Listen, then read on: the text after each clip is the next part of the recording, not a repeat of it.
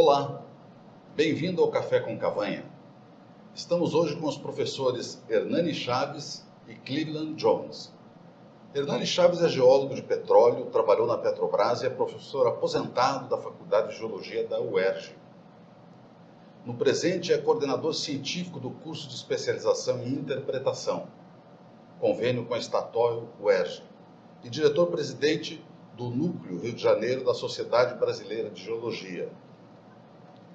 Cleveland Jones é físico e economista pela Cornell University, mestre e doutor em geologia pela UERJ, pesquisador do INOG, consultor autônomo e membro do Conselho de Geociências da NXT Energy Solutions do Canadá. Boa tarde, professores. Boa tarde. Muito bom estar com você, Cavanha. Boa tarde, muito obrigado. Prazer estar com vocês também. Recentemente houve um anúncio de descoberta ou reavaliação de quase 50 bilhões de barris nos Estados Unidos, essa semana até. O USGS lá apresentou isso, um volume estupendo, muda o patamar, etc, etc. E eu pergunto para o Hernani primeiro, para a gente localizar a pergunta, se essas reservas forem confirmadas, elas alteram o poder dos Estados Unidos, Rússia, OPEP? Como isso funciona? Eles fizeram muito barulho com essa descoberta. Ela tem alguns aspectos interessantes. Eu gostaria de, antes de entrar sobre o possível efeito, me chamou a atenção uma lição de geologia. Porque há 40 anos atrás, quando eu estive nos Estados Unidos, começando o uso de computadores, já se dizia que tinha mais reserva escondida nos arquivos das empresas de petróleo do que para descobrir. E parece que é uma coisa desse tipo. Na verdade, não foi uma descoberta, foi uma reavaliação de bacias já conhecidas, e o que nos leva a uma lição na geologia. A gente precisa estar sempre revendo as coisas, porque a interpretação depende do conhecimento atual. Nós temos que usar o conhecimento, a curva de crescimento do conhecimento, para reinterpretar fatos. Então, são bacias já conhecidas, os Estados Unidos é totalmente conhecido geologicamente, você poderia considerar, e, no entanto, eles fazem uma reavaliação desse tipo, que, se se confirmar, porque nós temos apenas uma avaliação, por enquanto, e há uma regra que diz que quando você tem coisas significativas, você descobre até por acaso. Então, essa reavaliação eu ponho um pouco de suspense nessa história, embora eles tenham feito um barulho enorme, né? Fizeram uma divulgação, e para fora dos Estados Unidos o pessoal fica preocupado. Puxa, o que aconteceu com tudo isso? Eu creio que é uma boa avaliação, eu conheço os métodos, já tenho trabalhado com o pessoal que desenvolveu esses métodos, mas seria uma wishful thinking, um pensamento otimista aí, e se confirmar, se realmente vai mexer muito com principalmente com o OPEP, porque a reserva dos Estados Unidos já está contrariando os eventos. Se bem que, por exemplo, hoje o preço do petróleo está 50 e poucos dólares o barril, já está afetando porque o custo, o break-even do shale está muito próximo. Agora, você comentou dois pontos que chamaram a atenção, eu queria reenfatizar com você. A curva de conhecimento, mas também tem a curva de tecnologia, né? Sim, claro. A curva do conhecimento é afetada pelo crescimento das novas tecnologias. Né? E outra coisa, quer dizer, os Estados Unidos têm hoje o quê? 30 ou 40 bilhões de barris de reserva, não é isso? E com isso, bilhões. E com isso ele estaria indo para 90, coisa assim, bilhões. O Brasil tem o quê? 12, né? Mas você vê que não, isso aí, desculpa. Você está falando da reserva dos Estados Unidos é 40. Isso aí é um recurso. Não é aí reserva. Essa reserva aí, será que quanto vai ser recuperado desse recurso?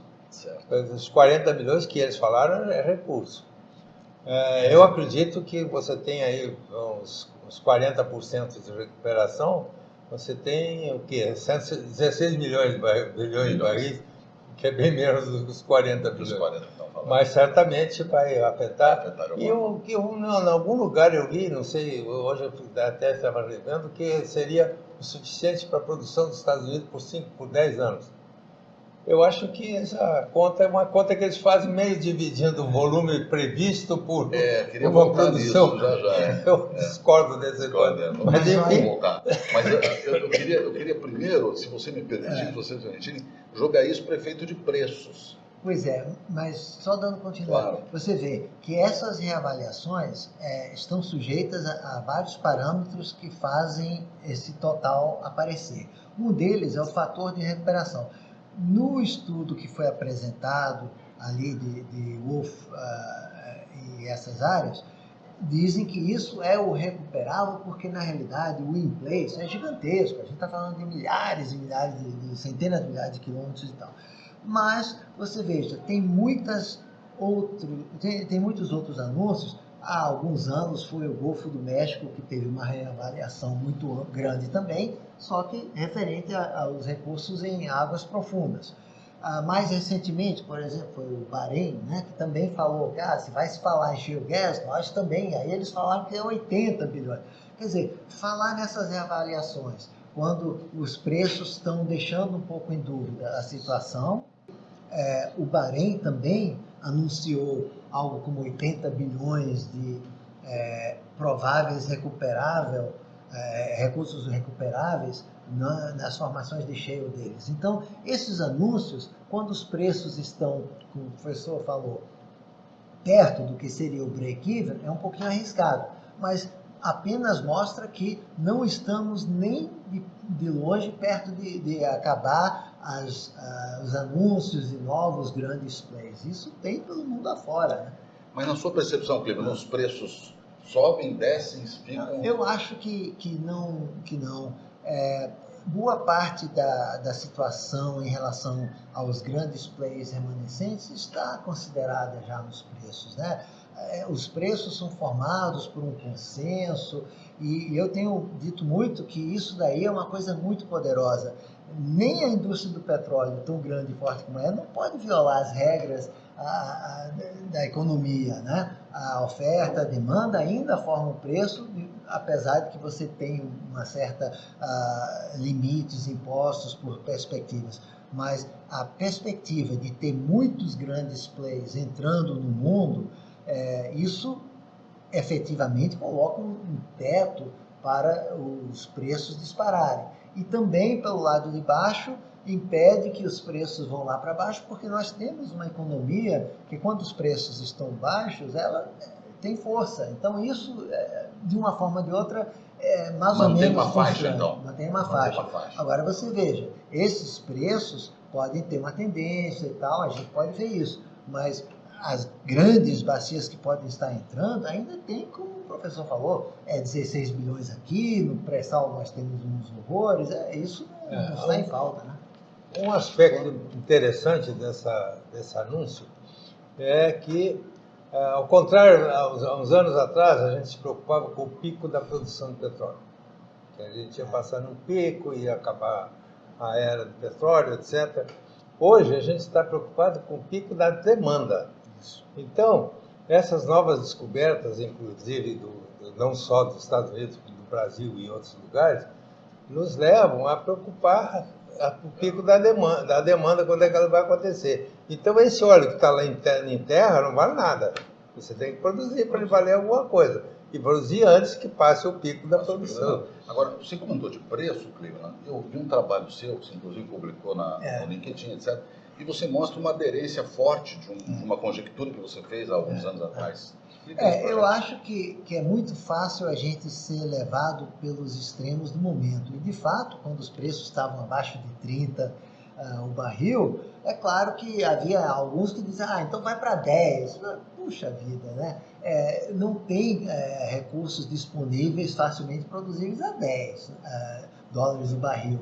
E tampouco a gente precisa imaginar que os preços precisariam chegar em 200 quando estavam lá em 100 outra vez perto. O pessoal diz, o preço vai para 200. Mas não precisa ir para 200 para que muitos dos recursos já conhecidos, como disse o professor, estão conhecidos. Aí é apenas uma questão de produzi-los eventualmente. Não precisa preço de 200. Então, com 100, digamos, ou 70, ou o que seja, eles podem ser produzidos. Isso é o que constrange o movimento dos preços. Eu não vejo ainda mudanças fundamentais para a gente achar que essa faixa, essa banda vai ser violada de forma duradoura. Ela vai ter uns picos para cima, uns sustos pode fazer cair para baixo. E, claro, a gente sempre diz que se tem uma mudança, uma guerra, um país grande produtor está em crise, isso é outra questão. Mas o mundo como um todo não está caminhando para isso. Nani, e o Brasil? Quer dizer, o Brasil produz o quê? 2,56, mas com equivalente 3,1, né? E consome mais ou menos a mesma coisa. Nós estamos consumindo 3,1, mas estamos produzindo 2,7.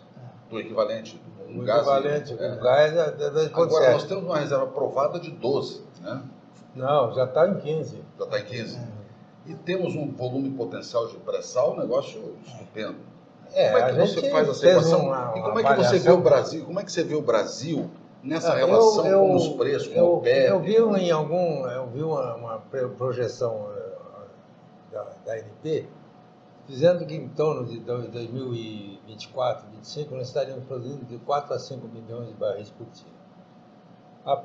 O consumo nessa época deve ser no máximo 3 milhões e meio, subindo do jeito que estamos, porque nós temos uma matriz energética que sobe outras fontes, como hidráulica, eólica, enfim, né? Então a subida do petróleo não é tão significativa como é no mundo, em torno do mundo, 1% ao ano. Então vai ter uma sobra de 1 milhão de barris. Pelo menos, eu acho que acredito um pouco mais de 1 milhão de barris. Isso nos qualificaria a participar da OPEP, mas eu não sei se seria interessante. Mas certamente as autoridades brasileiras têm que pensar, porque nós vamos ter que conquistar mercado. Nós já estamos exportando, por exemplo, 2% da importação de petróleo dos Estados Unidos é do Brasil. Nós já estamos exportando. Não. Mas derivados é bastante, porque a gente exporta parte do óleo pesado e importa derivados. Diesel eu sei que são perto de 400 ou 500 mil barris. Não, isso é da importação. Eu estou falando de exportação para os Estados Unidos de óleo. Então nós vamos ter uma quantidade razoável para exportar.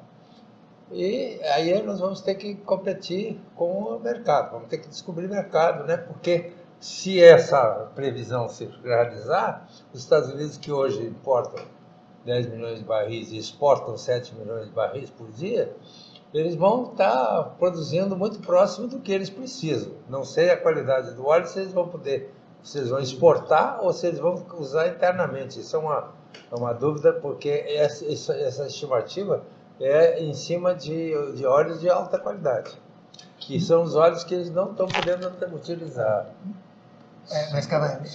Mas veja, o professor tem razão. O Brasil vai ter que conquistar mercado, porque nós vamos ter um excedente significativo e temos que vender.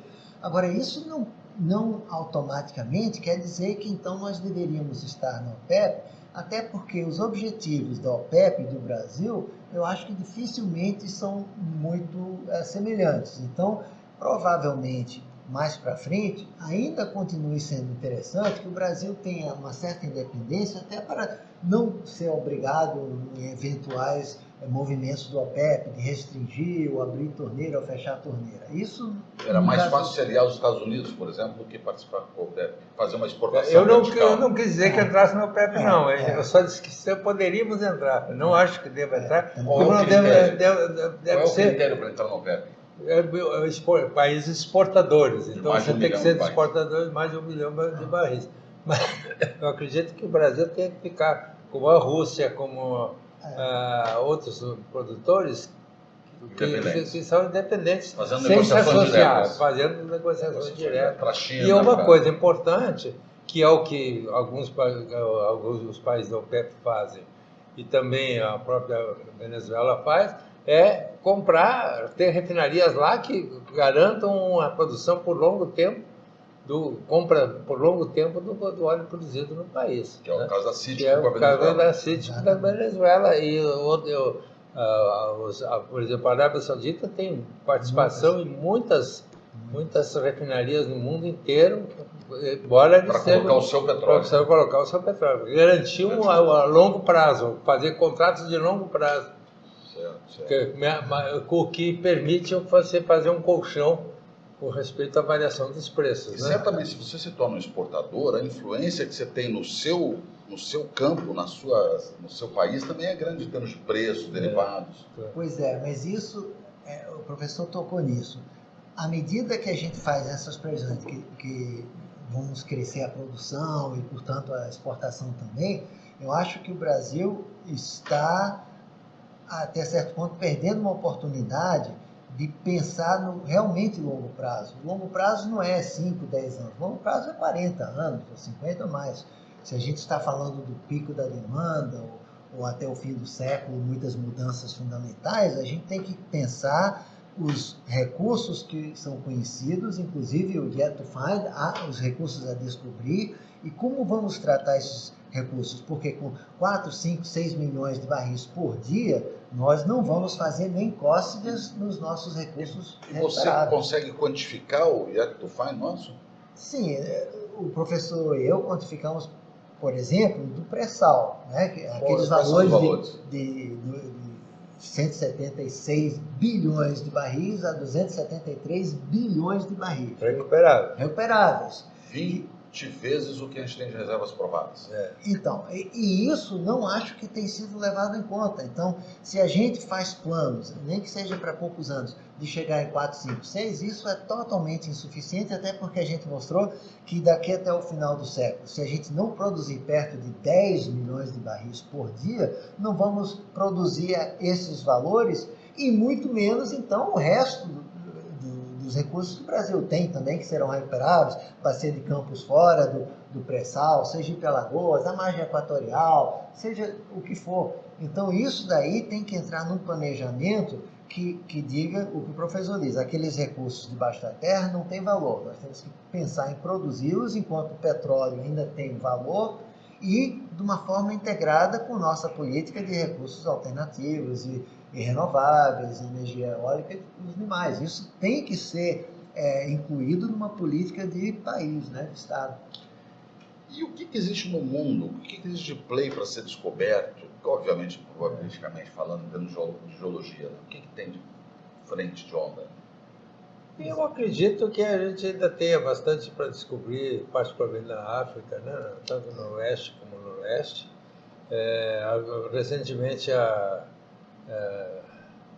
Madagascar fez uma competição forte com Moçambique e Moçambique está descobrindo algumas coisas interessantes, eles acham que Madagascar tem também. Então tem muita coisa ainda por ser descoberta. O problema é o interesse de investimento, né, nessas áreas, porque as áreas conhecidas no momento, por exemplo, o pré-sal é um atrativo muito grande para as empresas, com um investimento com um risco menor. Não é sem risco, isso mas é um investimento, é um risco menor do que, por exemplo, Madagascar. Então, no momento, a não ser que Madagascar ofereça razões muito interessantes, né, nós estamos competindo com águas profundas do México, próprias águas profundas dos Estados Unidos, tem muita coisa para descobrir. Nós somos o primeiro ponto de atratividade no mundo hoje, pré-sal? Olha, depende da visão. Alguns acham que todo mundo está interessado aqui. Eu acho que nós estamos competindo. Nós temos que nos dar conta que nós estamos competindo, então não é. A atratividade é grande, mas não é total.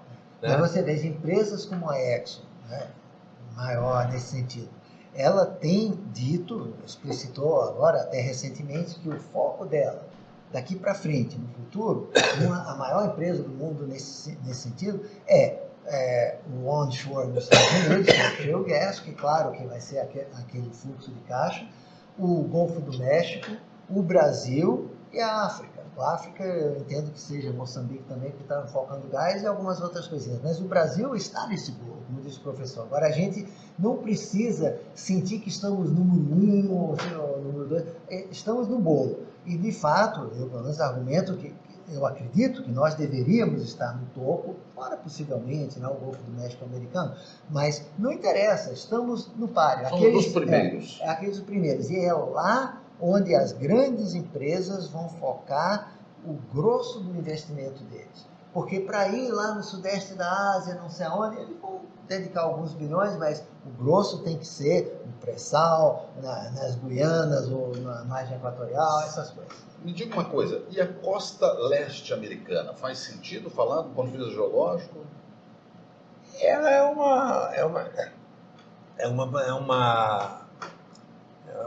uma costa passiva também, como a nossa, só que ela é mais antiga. E muito pouco trabalho foi feito ali. Então, eles continuam sendo... Algumas empresas procuram, os governos têm evitado de ser coisa. O Trump falou que ia abrir, como lá o Ártico também, né?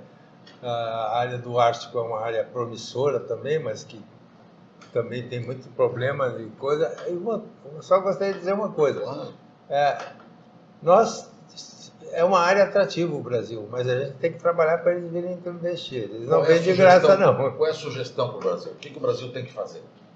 Eu acho que as empresas, os investidores, o que eles querem é a segurança jurídica e estabilidade jurídica. A gente fica toda hora falando em mudar. Mudamos, eu acho que não havia necessidade de passar para o partilha.